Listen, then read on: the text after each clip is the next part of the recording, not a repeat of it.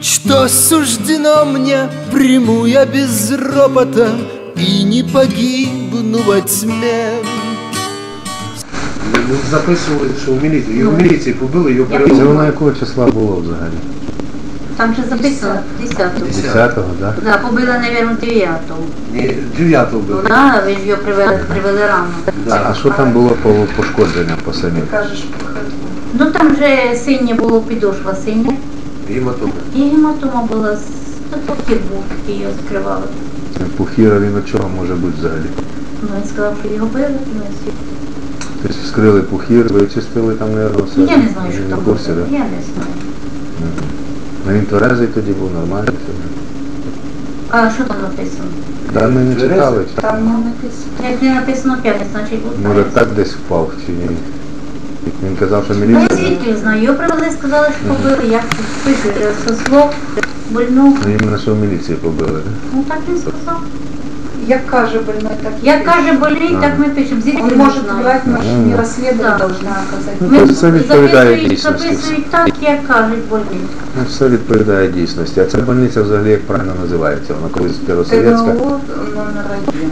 ТНО. ОЦНЛ, коммунальное управление, центральной мужской бригады. Так, Травматологічний пункт, так? ТНО.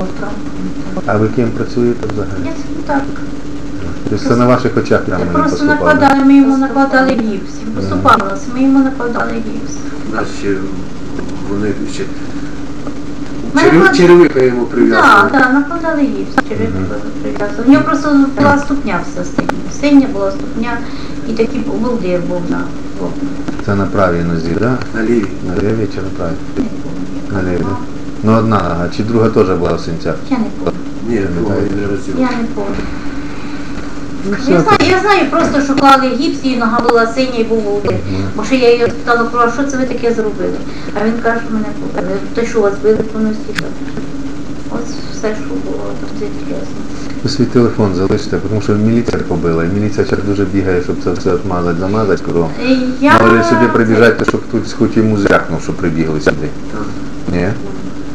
Щоб ми знали, ми зафіксували приход міліції А сюди. чуєте, а що тут? Тут вже все зафіксовано. Тут Нікуди не дінеться? Воно ніде не дінеться, воно не секрети, чого ж і пишуть. Ну, все, тоді, дякую.